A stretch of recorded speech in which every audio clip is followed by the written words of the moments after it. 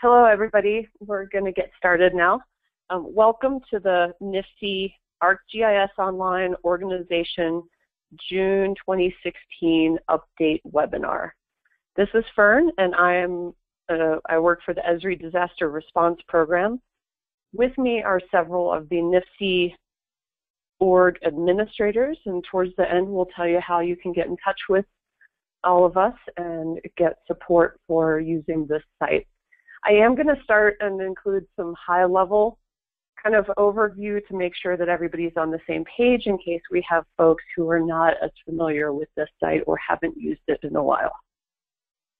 If you have questions, please use the question box to submit them, and we will try and reserve quite a bit of time at the end to address as many of those as possible.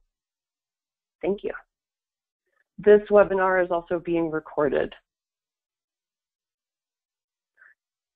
What you're seeing here is the homepage of the NIFC ArcGIS Online site. Now, there we go. So what we're going to run through are, I'm going to review the org. We'll talk about some new resources that have just been posted up there, and then we'll go through, we will show you the FGX tool. We will not do a live demo at this point. Just in the sake of time and trying to fit a lot in today. Also cover some other things that are coming soon, and then talk about accounts and how to get support, and then we will do question and answers. So why are we using this site? Traditionally, during this planning P cycle, GIS gets info from the field in the evening. Typically, it'll make it on the maps for the morning briefing, and we'll get data from IR early in the morning, but there's a time lag. There's a pretty significant time lag. The data on the maps may be 10, 12, or more hours old. So by using the geospatial technologies, we're trying to improve situational awareness and throughout the duration of each shift. So this is the top part of the home page. What I want you to look at are the top menu items up at the top, and each one of those takes you to a different page. Now, this is all based online. You will need network capability for using this technology. So starting from the right, my organization is, it's based on, or that's where you see all the members. And there are almost 1,000 people using this site already. My content, think of that as your documents, maps and apps that you own. Now remember, you can change ownership. So anytime that you transition with another team, you're going to change ownership from yourself to the folks on that other team with similar responsibilities. At that point, those items will not show up in your My Content anymore. Next is groups. Each incident management team has 5 groups. And I know I'm running through this all very quickly. There are some resource documents that explain a lot of this, and feel free to reach out for extra support as well if you would like some additional explanations. But let me explain these groups in kind of a quick summary on how they're used. So a group is kind of like a folder. It holds stuff, but it also is a place where certain people will be in each group. These are all 5 groups for the Rocky Mountain Type 1 team. Not everyone will be in all of these groups except for GIS. For working at the top, that's your workspace. That's where GIS and anyone else that they're interfacing with to develop data and develop maps, that's where they're going to share maps and apps. Viewer is going to be a place to share apps that are not going to be for an editing purpose. You know, stakeholder meetings, IC, anyone's kind of internal products. Public information, GIS can share web maps or data into that group, and then PIOs can share apps among each other. mobile editing is the group where you share any web map to be used in the collector application. An archive is for things you want to hold on to but are not part of a current incident. So those top 4 groups are really what you'll be using on every incident as a GIS person. Any operations folks, Bob, anybody who's potentially editing data in the field, they're going to be in the mobile editing group as a member.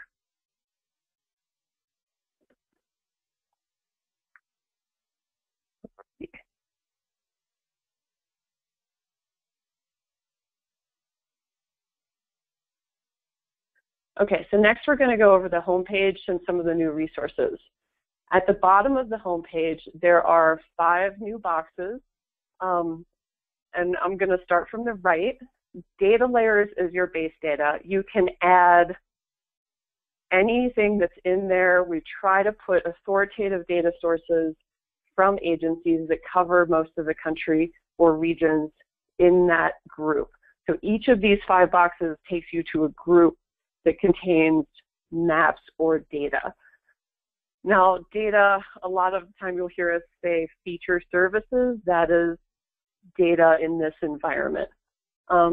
Outreach resources are mostly going to be PDFs, some videos, some links to other websites. These are for people who are creating a product for others to view. Not necessarily public, but PIO does fall under this. So anything for PIOs that will help them make their own products are going to be in here, but a lot of those products can also be used by liaisons and for community or stakeholder meetings, things like that. Then the middle box is ops or field resources. This will be your videos and documentation on how to use Collector, how to set up your phone, how to troubleshoot, and that's probably the main bulk of it. And then if there's any other applications that we start using, that will be in there as well. So that really, all of the people who have the role of user in this organization will be members of that group so that they can see those resources all the time. The other 2 are kind of the biggies that are new. And let's see, so we have incident resources and training resources. They are very similar. They will contain 3 items each right now. If you go in live, they actually only have 2 because I just removed the documentation. We are revising it. It should be back up. At least the training one will be back up tonight. And the incident resources will be back up hopefully in another day. So what's the difference? Training resources, you can create as much data as you want in there and delete it and do all kinds of things with exercises and scenarios, and it doesn't matter because it's a training layer. So it's training data. The incident resources, what's happened is there is one feature service for everyone to use. This is not public. You can only access it through a couple different means. One of them is this NIFC ArcGIS Online site. Another one is through EGP, and another one is by using the new FGX tool. So we're going to kind of delve into this, and I'll do a live demo of how to set up a training, which is very similar to how to set up an incident using these. But first, I'm going to ask for Cole, who is one of the NIFC admins, to show us the FGX toolbar. And for those of you who are not GIS specialists on the line, just know that there's been some changes in the tools, and this is a pilot year, and so some of the teams will probably start using this new tool, but not all will. So be aware of that as you're going through transitions. And let me see if I can switch presenters.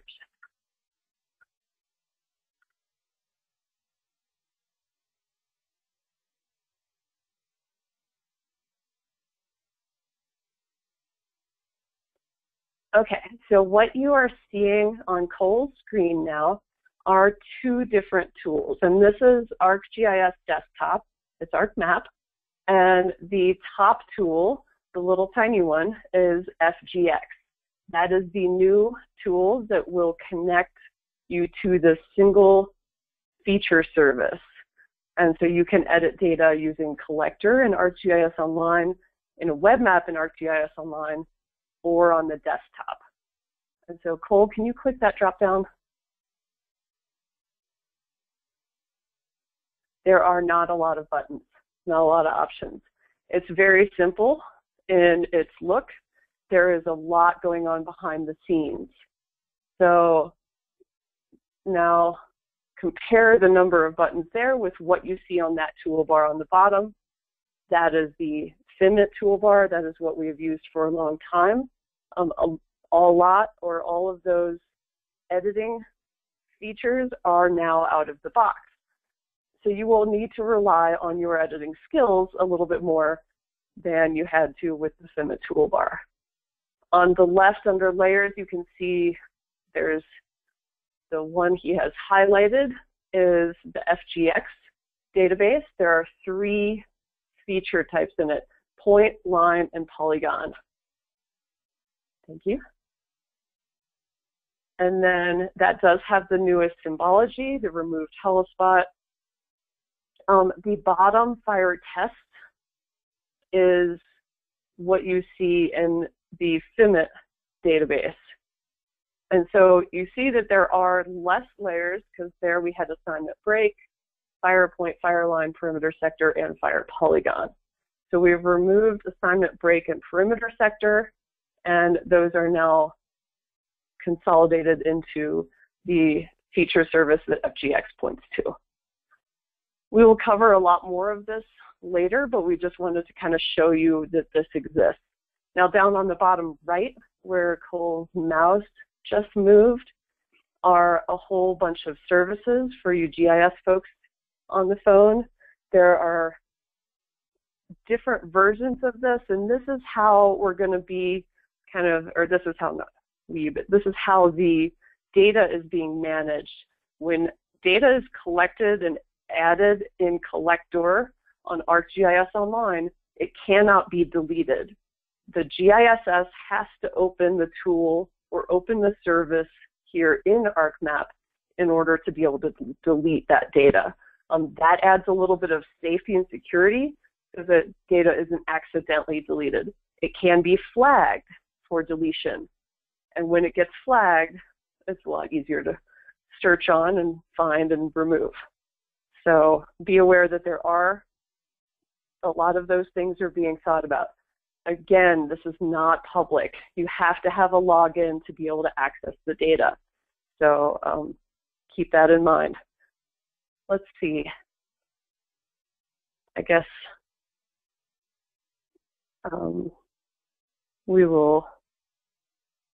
I can take a look and see if we have any questions so far. Nope, no questions. All right.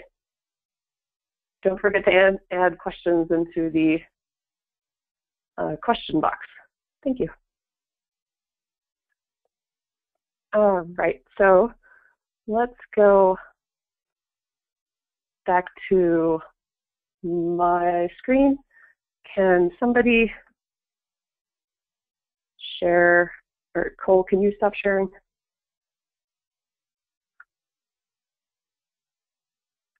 Thank you.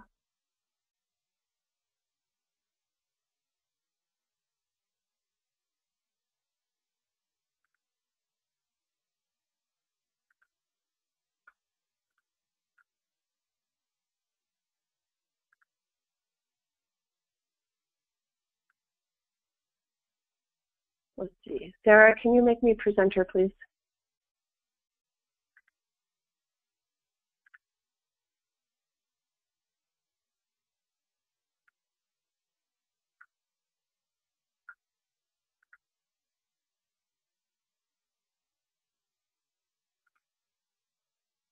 All right, so that was a brief introduction to FGX. We are moving along very quickly, and we just have a couple more things to cover And then I'll go into a couple live demos, and then we'll do question and answers. So do put in some questions. All right, are we already on account? No. Okay, so story maps. So also coming soon are a couple of story maps. They will be on the home page of the organization, and you'll see them in the featured content, and I'll point that out when I go to the live site. Also, there's going to be a tool to migrate a FIMIT database into the correct format to then import into this feature service. So that's being tested right now. And for those of you who are going to be using FIMIT, the long toolbar this summer, just know that you will still be able to import your data into the feature service for it to be visible in EGP and in ArcGIS Online.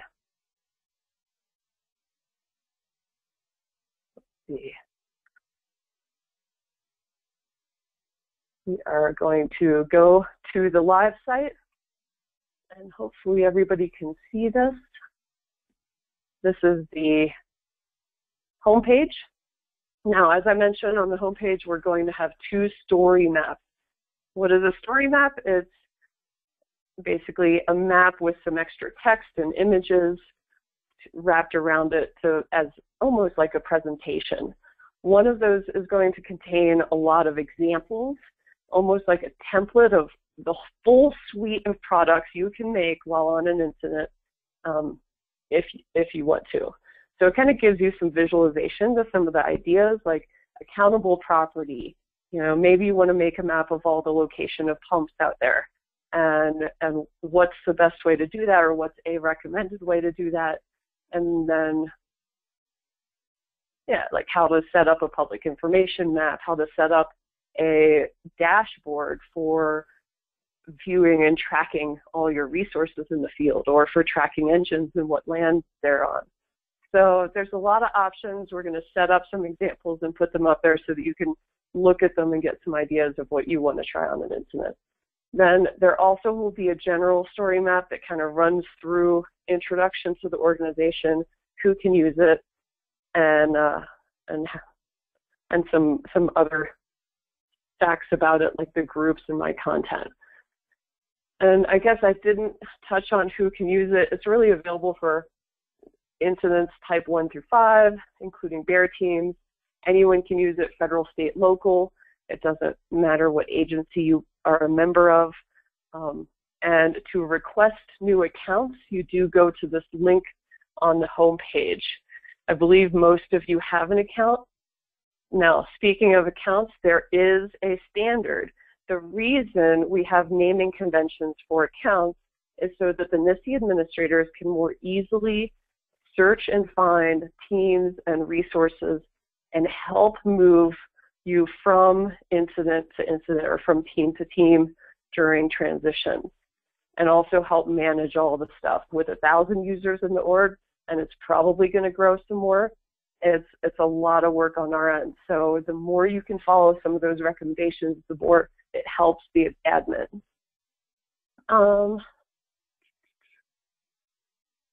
Okay. Oh, I'm going to go back to this.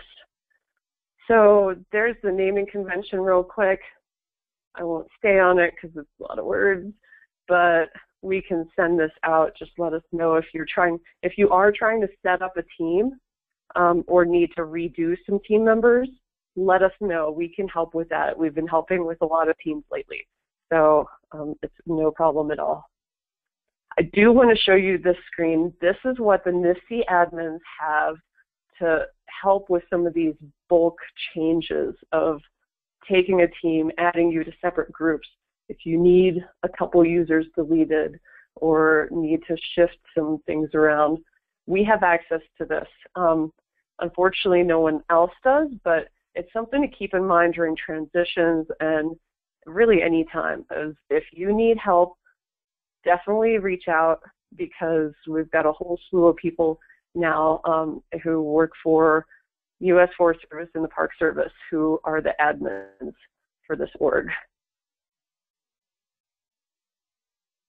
Okay, so how do you contact us? At the bottom of the home page, there is a very tiny link. I'll zoom in a minute. I think when I zoom in, it'll affect all my tabs, so I won't do that yet. But at the very bottom, there's a Contact Esri and there's a Contact Us. If you click on the Contact Us, it takes you to the NIFC admins. So those Forest Service and Park Service folks that I just mentioned. So please use that link and send an email, explain what you need. We don't always know what incident you're working on, what team you're on, so please be clear about some of those things that'll help us out.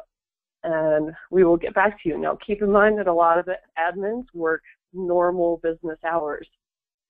They are not on an assignment. So if it's an emergency, then you'll need to probably use a different link. Maybe we'll think about that and get back to you. All right, so to run through these tabs, this is my content. So these are all the things I own. I set up some groups similar to the GSTOP standard. Please do continue to use GSTOP standard while in here with naming conventions. Tags, you can put all of those things in the tags as well, and it helps search out items later. So in projects, I have a couple maps that I was making for the Beaver Creek fire right down the road on Sunday. Then groups. When you click on groups, you will see whatever you are a member of. So we try to keep that limited for people working in the field. We don't want people working in the field to open this up and see what I see with 51 groups. So that's a bit excessive. You can also, some of you will be able to go in and find organizations groups. Not everyone will. You have different roles and different permission levels assigned based on your qualifications and what you'll be doing on a fire. So these two groups of incident resources. So the feature service, again, is the data, and the data is in this web map. Now, I'm going to go from the training resources because I'm not on an actual incident, and if you click the title, it opens up what we call item details. And this is a lot of information that tells you about that particular map. And that was entered by the creator of the map. So when you're creating things, if it's something you're going to share, you don't have to put in this much, but a phrase, a sentence, something to explain what it is you've created and who it's for is very helpful. Then if you click on the thumbnail or the picture, it'll actually open the map. Now, I've already zoomed in because of refresh rates and low bandwidth issues. Now, this is your map. It's still very GIS-y in some aspects, and so that's why we create apps which are kind of like a book cover to the map.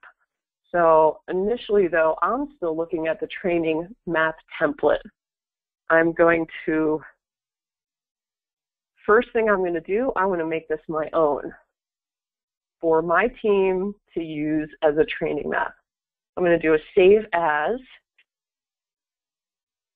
and I'm going to leave the capital training so that there's no confusion. And let's say Rocky Mountain will be team 7. I don't think there is such a thing. I can edit the summary if I want, and I can change where I'm saving this. I actually have a folder called Training Maps in my content. That's an important, you want to keep that organized because otherwise it gets a little out of control. Save map. Now it belongs to me. I've made a copy. It still contains the training feature service, so I'm still pointing to that training data set. So there is some other data in there, but it's representative of how it is working with the incident feature service and map. So I can now come in and say bookmarks. I don't need, this is not a map of Alaska, of the whole lower 48, or of North America. I'm going to say it's Colorado. Where is this? Jackson County. roughly. Now, when I pan around, I can always come back. If I get lost in the map, I can click on that, and it takes me back to the main extent that I want the map to be. I've created a bookmark. I want to click Save, and it saves the map. Save often.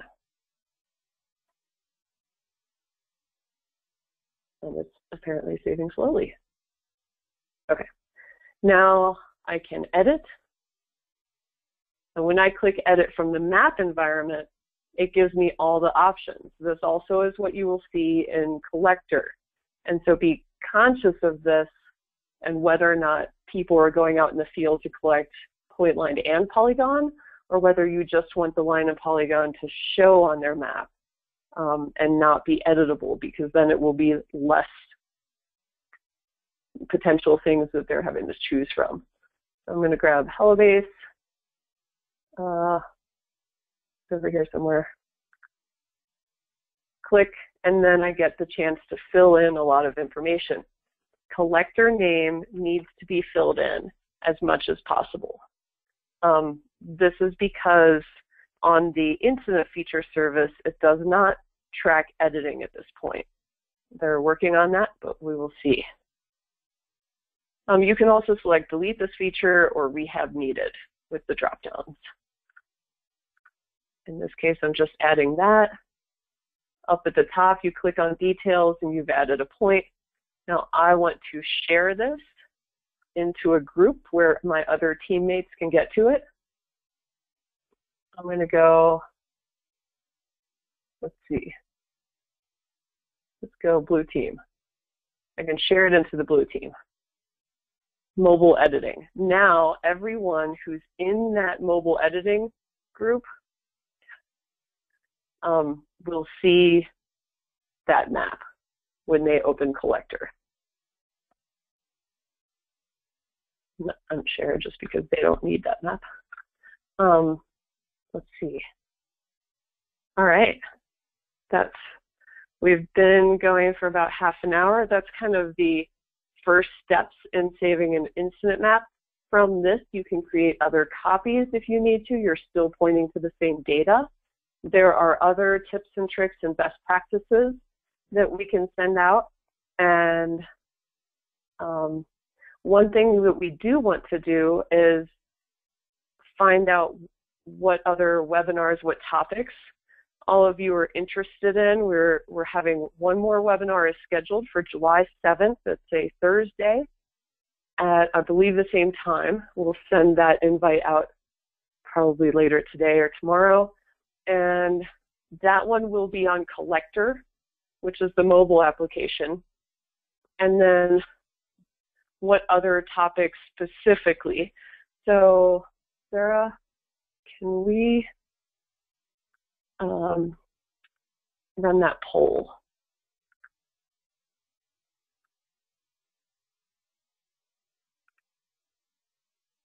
So we're going to put a poll up if everybody could answer, and I'm going to start looking at the questions.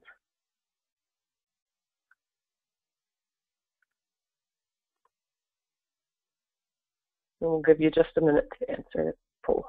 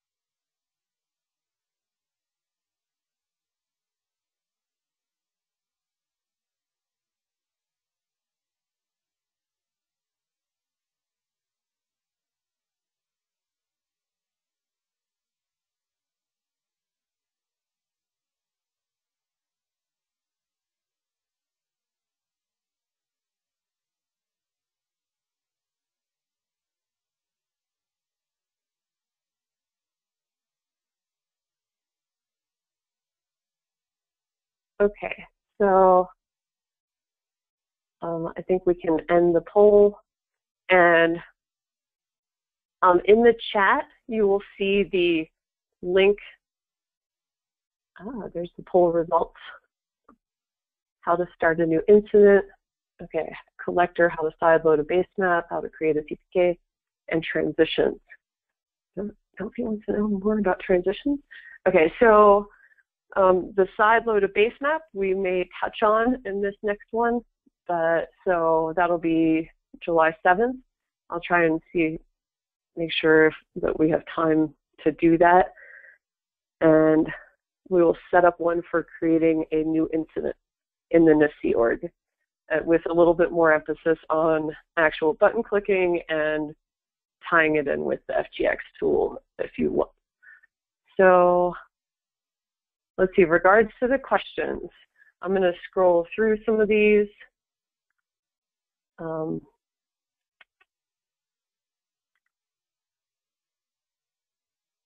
Are all users going to have named accounts to add to groups, or are the accounts going to be generic? So the teams, a lot of teams are now setting up their users or their team members.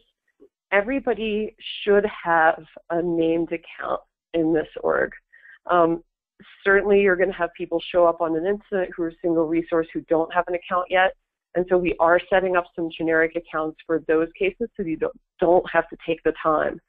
The NIST org is the only place where you really are allowed to do that. And we have a template spreadsheet. So if you do use that contact us at the bottom of the page, then at the bottom of the home page, then you'll be able to see that, or send us an email. Let us know you need some assistance in setting that up. Let's see. So we have the URL taken care of. So FGX, there is a beta tool. We're testing the installs on all the different versions of ArcGIS desktop. That will start going out very soon. I know a couple folks, we're starting to have a couple folks test it, mostly to make sure that all the bugs with some of those different versions and updates all work. So far it looks good. Will the FGX tool also provide reports? I think Cole had to step away for another meeting. I will find out and let you know. Let's keep going. Okay, so a question about the login. So every person in ArcGIS Online to use this site has to have a login. And this is not the NAP login. This is specific to ArcGIS Online, to the NIST organization or org. And so if you have a NAP login, you will also have a NIST ArcGIS Online login and an EGP login. We're sorry there are so many right now. Ultimately, a lot of those hopefully will be resolved into a single sign-on. But that's really hard to do because of the interagency nature of FHIR. So for now, we just have to have 3 logins to be GISS on FHIR if you want to use all these tools. The FGX is not included in the FIMIT download right now. And the FGX will run on multiple versions of ArcMap. For those of you interested in the migration tool, we'll be posting that. Anything new like these, as soon as they're ready, we're going to put a link up here on the home page. Let's see. So in terms of the account names and trying to conform with the new naming convention, you can, the GISS admin, so these are people assigned to each team or group working in the org. Those folks have the capability of going in and changing people's first and last names. once a username is created, you cannot change the actual username. And so if nobody's been using that account, you can delete it and then recreate it using the new naming convention. Otherwise, we understand that a lot of folks were kind of beta testing this and piloting it for the past 2 years. So there are going to be some different usernames that you see. However, we're hoping that the first and last names are all pretty consistent, and that helps with the searching. Let's see. There are a couple of questions about, oh, sorry.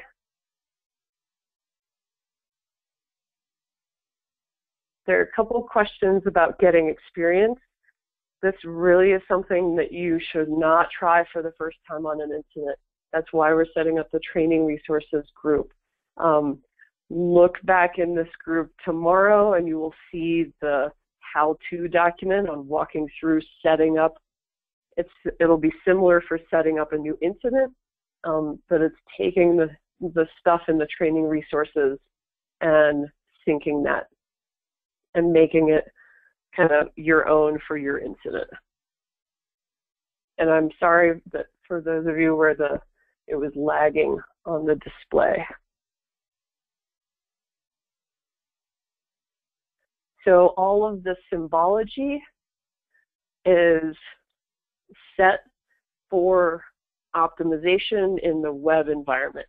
It will look different than what you're used to seeing on desktop.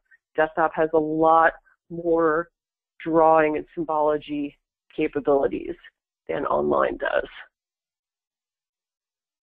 Again, this is a pilot year or beta testing year. So all of this is optional. The switching over to the new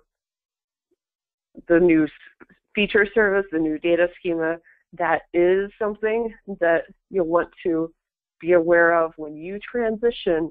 You need to make sure to hand over something to the incoming team that they can use. So if they've never used the new, then help them out. And we can help you with that too. Let's see, so each fire in the incident resources is it has a unique identifier, and so that's where you'll be able to just display your fire. And this is anticipated to be used on type 3, 4, 5 incidents, as well as type 1 and 2.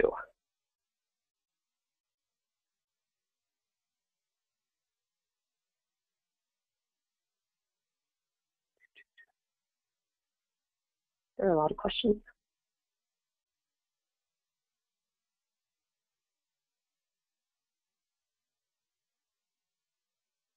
Okay, and we were planning on having quite a few webinars coming up.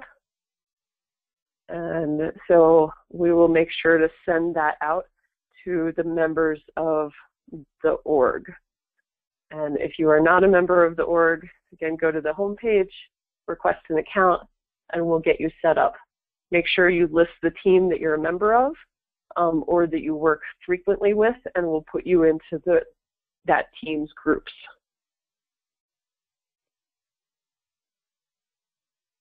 So in terms of the internet requirements, yes, you need to have internet. Some pieces of this require more internet than others.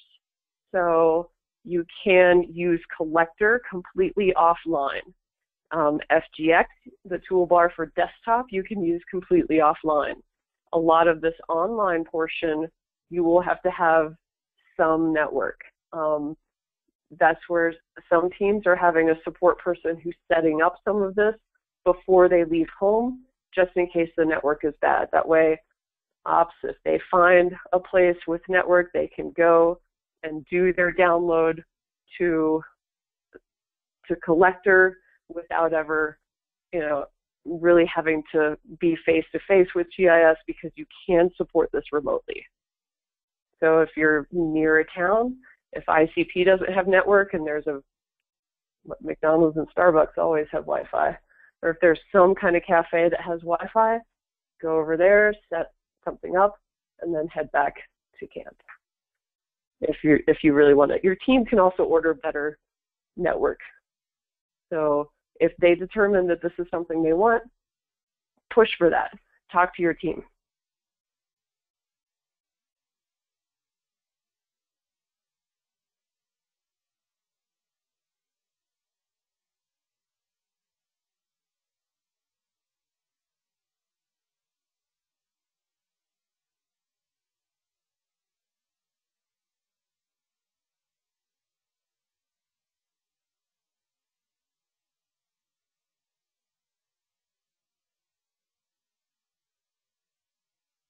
Okay, sorry for the pause. I was reading through a lot of the other questions. There are a lot of FGX questions. It does sync with EGP and the service, the incident service that is visible in ArcGIS Online. So the naming convention starts with the GAC, a 2-letter GAC identifier, or 1 letter for some of the GACs, and then a space, and then if you have a team, your team name. A lot of teams used to be referred to by the IC. That seems to be changing, and teams are either going with a color, a letter, or a number, and then a dash, and then your first name. The last name field is your last name, and then parentheses, the primary position that you go out on incidents as. If you're a single resource and you go out as multiple things, go ahead and put those in that parentheses. Let's see.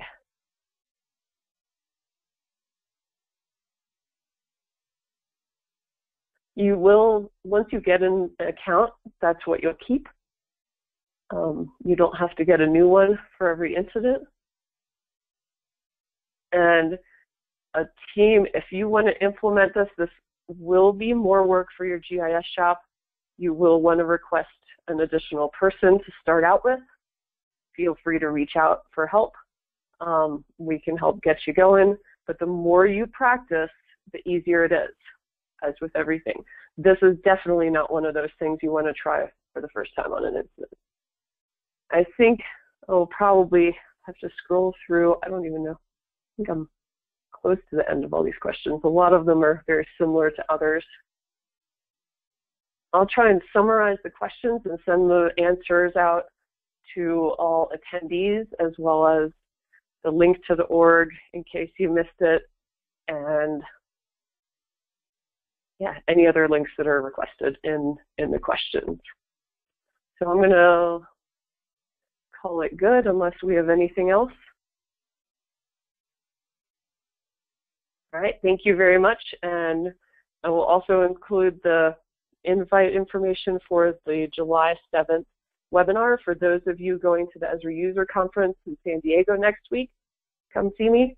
I'll be over at the Disaster Response Programs kiosk most of the time in the Public Safety Showcase. So hope to see you all, and we will talk to you on the 7th. Thank you.